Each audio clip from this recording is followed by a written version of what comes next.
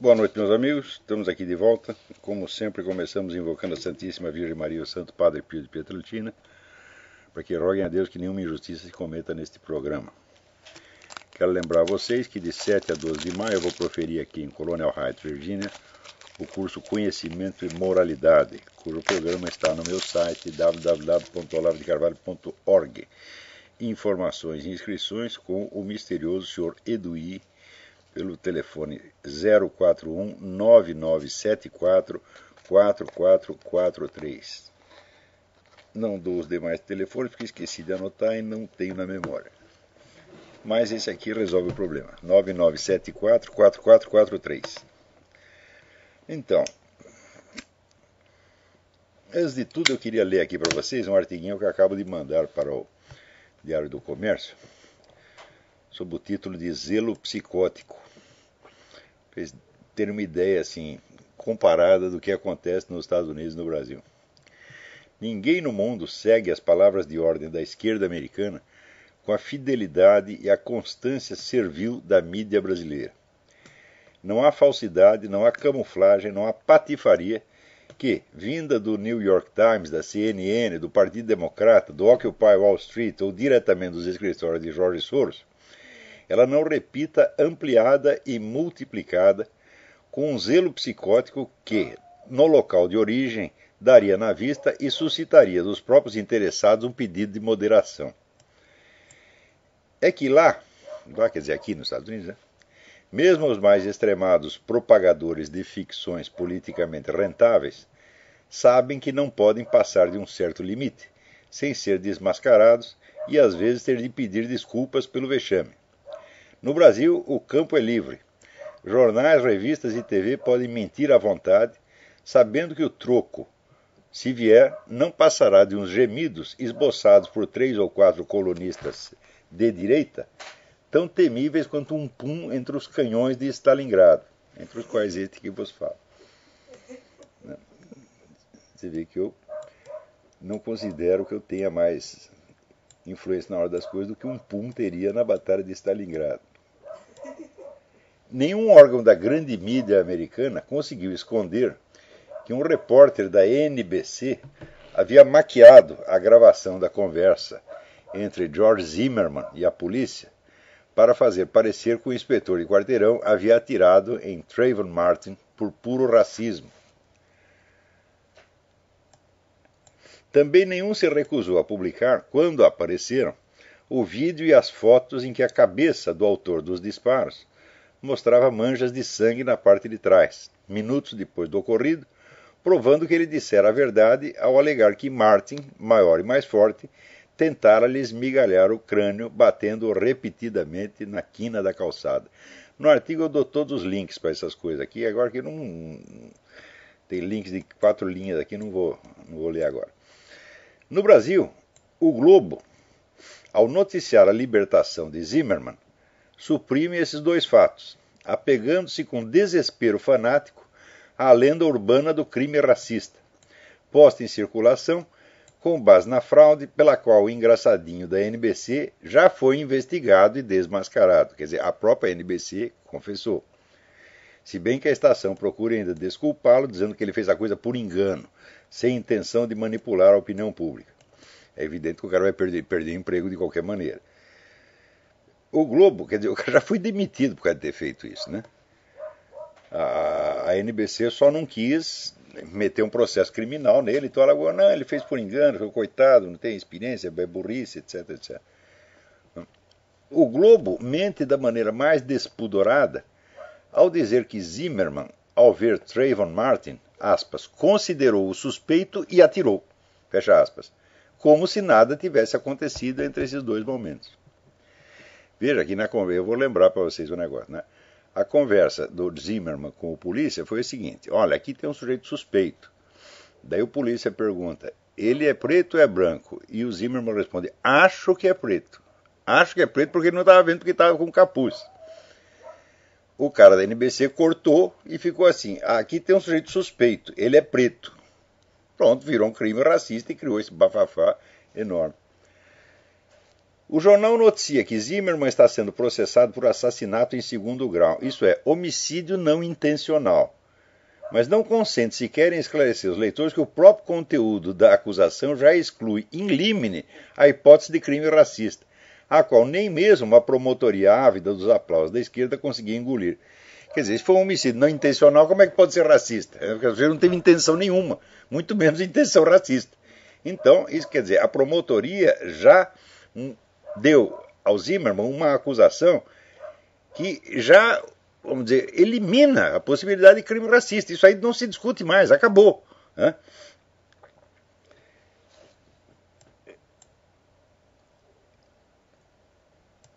A hipótese de crime racista, a qual nem mesmo uma promotoria ávida dos aplausos da esquerda conseguiu engolir.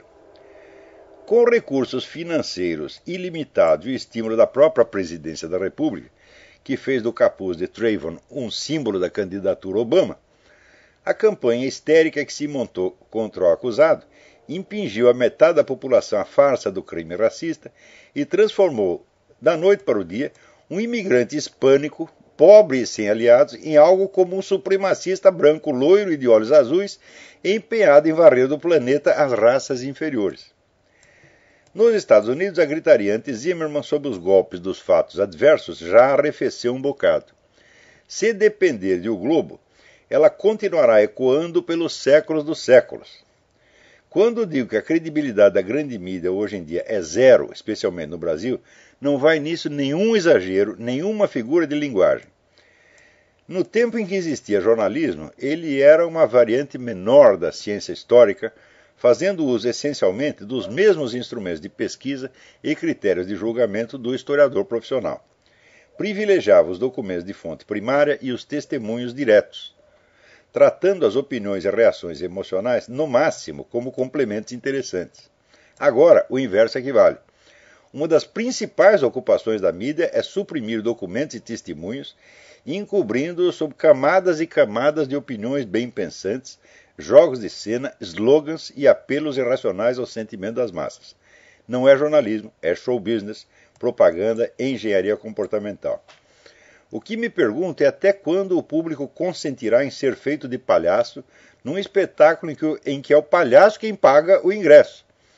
Será que ninguém sabe que a Delegacia do Consumidor existe também para defender leitores ludibriados por empresas de comunicação?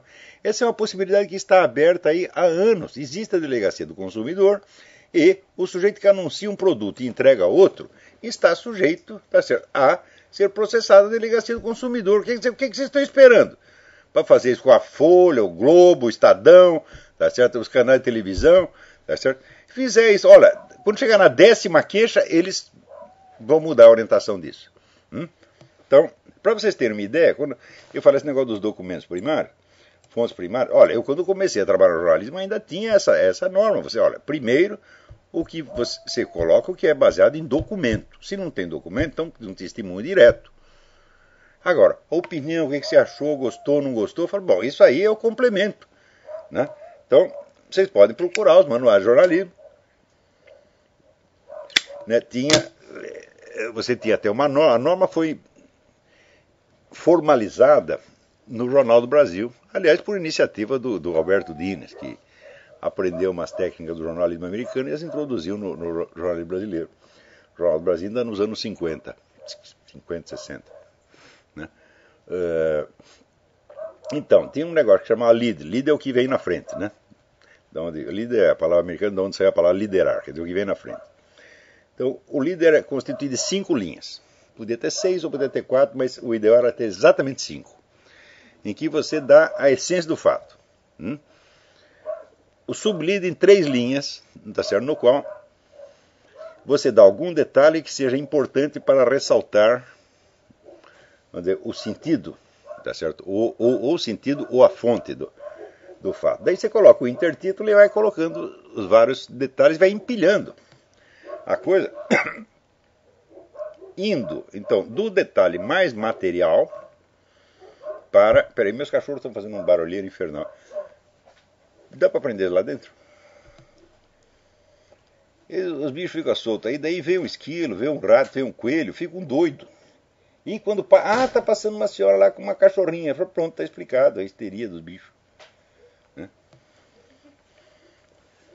Então você ia, vamos dizer, da materialidade do fato para os seus aspectos mais periféricos, que seriam, por exemplo, as reações das pessoas, certo? E as opiniões a respeito.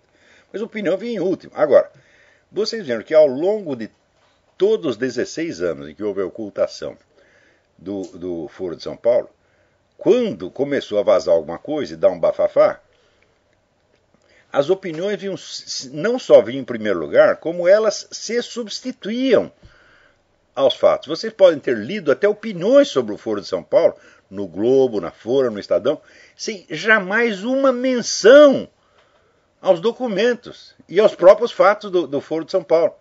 Então era só opinião. E de repente via lá um sujeito dizendo: olha, eu acho que o Foro de São Paulo não tem importância, etc. Digo, mas o que é o Foro de São Paulo? Onde ele se reúne?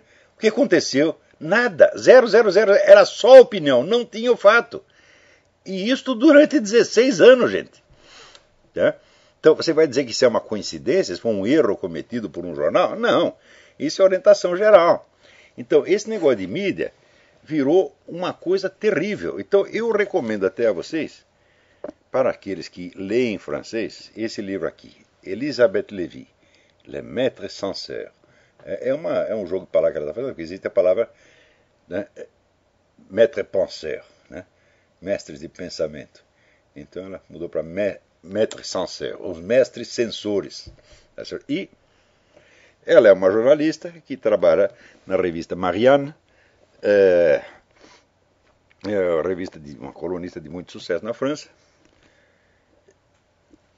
E ela dá aqui um panorama aterrador do que se fez na mídia francesa e sobretudo na mídia cultural nos anos 90, que ela chama década de chumbo, que foi a época em que, vamos dizer, ficou na moda assim, você inculpar o passado. Tudo que foi no passado foi uma coisa medonha, né?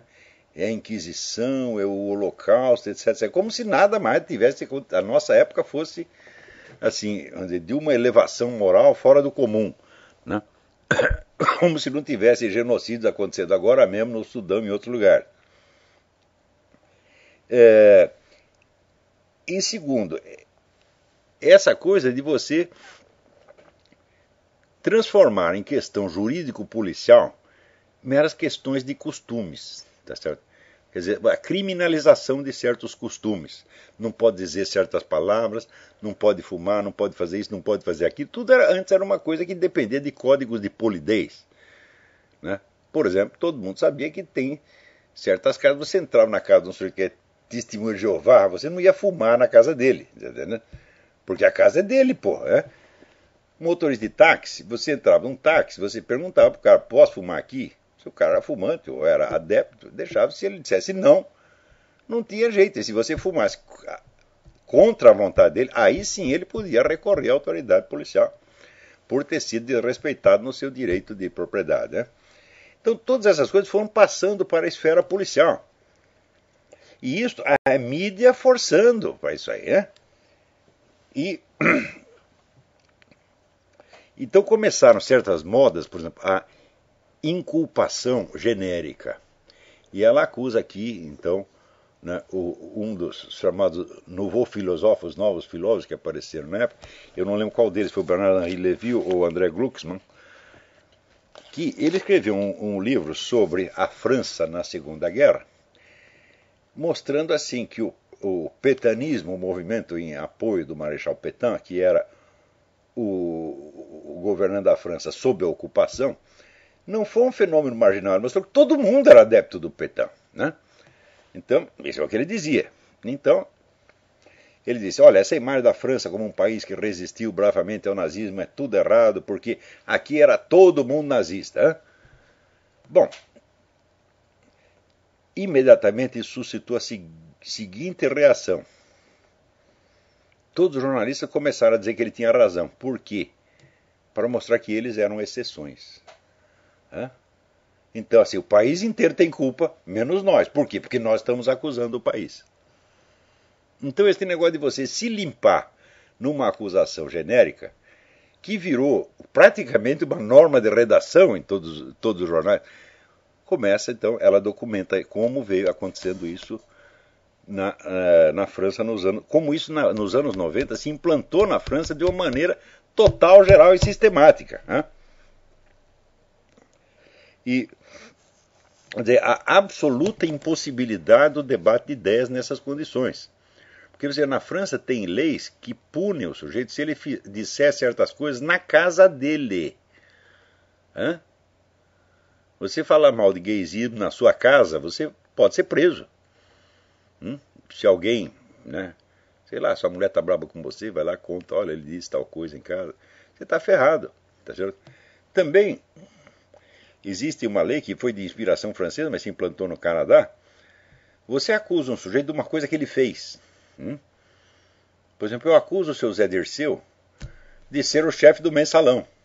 Coisa que todo mundo sabe, e que já está comprovado, e que já tem a comprovação judicial, não tem mais como negar.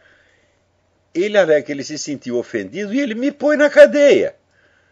Ou seja, é uma lei contra dizer a verdade. Isso está no Canadá. Tá certo? Funciona, está vigente no Canadá. Então, eu sugiro que vocês leiam esse livro. Outra coisa, lendo isto aqui, vamos dizer que não é um livro erudito, não é um livro para especialistas, e não é um livro difícil para o leitor francês médio, é um livro escrito por uma jornalista na linguagem popular. Né? Eu li e comecei a traduzir mentalmente. Aliás, eu sempre faço isso. Todo mundo diz, não, você quando está aprendendo a língua estrangeira, você tem que pensar na língua estrangeira. Eu falo, olha, eu estou com 65 anos, eu nunca consegui pensar numa língua estrangeira, a não ser quando eu estou conversando. Agora, quando eu estou lendo, tá certo? Eu faço exatamente o contrário. Eu faço questão de traduzir tudo para ter a certeza de que eu tenho o domínio completo daquilo que eu estou lendo. Senão você não sabe a nuance exata. Você vai pegar a nuance da língua estrangeira em comparação com a nuance que tem na sua língua. Então eu faço esse exercício há muitos anos, e para quem quer aprender a escrever, eu sugiro que faça isso. Agora, chega um ponto em que você vê o seguinte, é mais fácil hoje em dia você traduzir William Shakespeare para o português do que você traduzir um livro de jornalismo publicado na França ou nos Estados Unidos, particularmente na França. Porque a educação da elite pensando no Brasil sempre foi feita em francês. Eu, inclusive, eu devo à língua francesa 80% do que eu sei. Tá certo? Língua francesa em primeiro lugar, e em segundo lugar a língua espanhola, em terceiro a língua italiana e só em quarto a língua inglesa. Né? Porém, a formação em francês tinha a seguinte vantagem. Os esquemas semânticos do francês, semânticos, sintáticos, eles são mais fáceis de transpor ao português do que os do inglês. Então a literatura francesa foi o que ensinou todo mundo a escrever. Machado de Assis aprendeu com o francês, Graciliano Ramos aprendeu com o francês, aliás fez uma tradução magnífica da Peste do Albert Camus, e assim por diante. Todo mundo foi influenciado pela língua francesa. Eu, quando conheci o Herberto Salles, ele já estava com 70 e tantos anos, estava ele lá lendo Marcel Proust e tomando nota, né, para ver como é que diria isso em português. Ele pegava lá uma frase e tentava, né, criar uma impressão equivalente em português. É assim que se aprende a escrever, tá certo? Então você tem que ter os modelos, e evidentemente você tem que partir do modelo de uma literatura que seja mais rica do que a sua, tá certo? Não tem jeito de você aprender a escrever lendo só em português. Isso é impossível, né? Mesmo porque é na comparação entre as línguas que você vai pegar a nuance correta da sua língua. O sujeito só lê numa língua, ele não entende nem essa língua. Tá certo? Existem exceções. Existe o famoso... Se você for um gênio, até com meia língua você resolve o problema. Como Lionel Trilling, o grande crítico literário americano, ele nunca leu uma palavra que não fosse em inglês. Né? E havia na França o famoso escritor Paul Léotot, que era um sujeito muito ranheta, e perguntaram se ele tinha lido a Bíblia. Ele disse, eu não leio livros que não foram escritos em francês. Mas ele fez isso por patriotada, evidentemente. Então, mas aí são gênios excepcionais. Para nós, comuns dos mortais, nós precisamos da outra língua para nós conseguirmos aos poucos, ir pegando o peso, o valor relativo das palavras. Só que eu vejo que, por exemplo, se eu lesse um escritor brasileiro dos anos 50, por exemplo, Álvaro Lins, se lendo Álvaro Lins, você via claramente a influência da língua francesa. Quer dizer, havia vários truques, várias maneiras de montar as frases e vários jogos de nuances que ele tinha, obviamente, adaptado do francês. Isso era visível em todos os escritores brasileiros.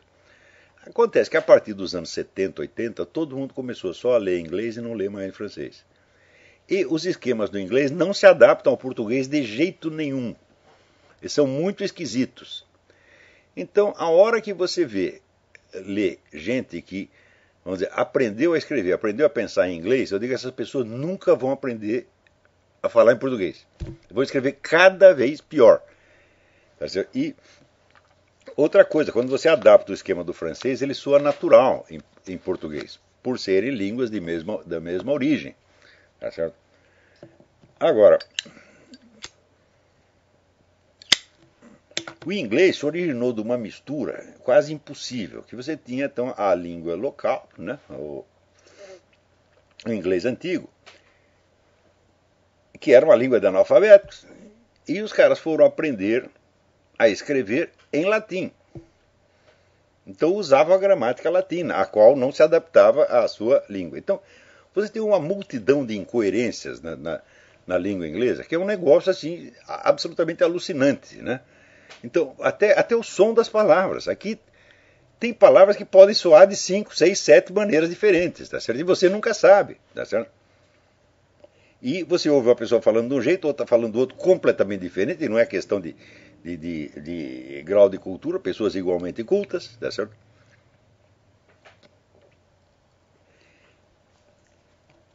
E, vamos dizer, é uma gramática tão incoerente, tão absurda, que eu digo, eu acho que um dos motivos dos americanos serem inteligentes, os anglo-saxões serem tão inteligentes, é que a língua deles é tão ruim, né? Que o sujeito, só para aprendê-la, ele tem que ter um QI a mais, tá certo? A próxima, que as gramáticas das línguas latinas são muito mais organizadas, muito mais racionais, né? Por quê? Porque essas são línguas que se desenvolveram desde a própria língua que deu o modelo da sua gramática. Agora, a gramática inglesa é uma estrutura latina colocada em cima de outro negócio completamente diferente. Então o inglês tem milhões de peculiaridades que você não consegue reproduzir em português. Em português tem que fazer uma coisa completamente diferente. Ou seja, para você traduzir uma coisa do inglês para o português, você precisa saber muito mais português. E no francês já não é tanto assim. Tá certo? Porém, eu tentando traduzir mentalmente aqui o livro de Elizabeth Lévy, eu vi que se eu fizesse isso, tem equivalentes perfeitos. Só que no português de hoje seriam incompreensíveis. Então eu falei, olha, quantas pessoas tem no Brasil capazes de traduzir um livro desse? Eu acho que não tem mais quase ninguém. Se tiver 5, é muito. Pessoas capazes de reproduzir os efeitos de linguagem que dá. Que numa página tem 20.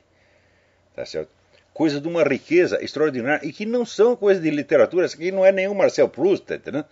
É apenas uma jornalista. Então aí você vê que esse, vamos dizer, é um dos sintomas, um dos aspectos mais terríveis da decadência da língua portuguesa no Brasil. Você vê que uma língua ela é poderosa quando ela consegue dizer nos seus próprios termos tudo que os outros estão dizendo nas outras línguas. Tá certo? Então, e note bem, quando eu digo as pessoas que aprenderam a escrever no inglês, né, eu conheço inclusive muita gente culta, entre aspas, né, no Brasil, principalmente jornalistas,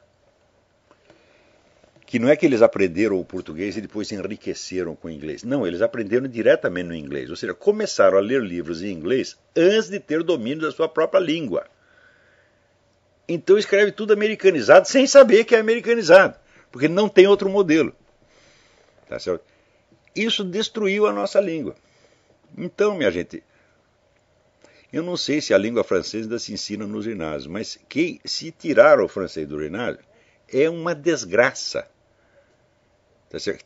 O francês era a nossa escola de literatura. O inglês não pode ser, não será jamais. O modelo inglês, você pode, se você domina bem a língua portuguesa e domina pelo menos uma segunda língua latina, como o francês, ou o espanhol, ou o italiano, aí sim você pode tirar proveito do inglês. Eu aprendo muita coisa com os escritores americanos, com os jornalistas americanos, mas aqui fazendo o teste tem uma riqueza estilística que na tradução para o português vai se perder completamente, porque não é possível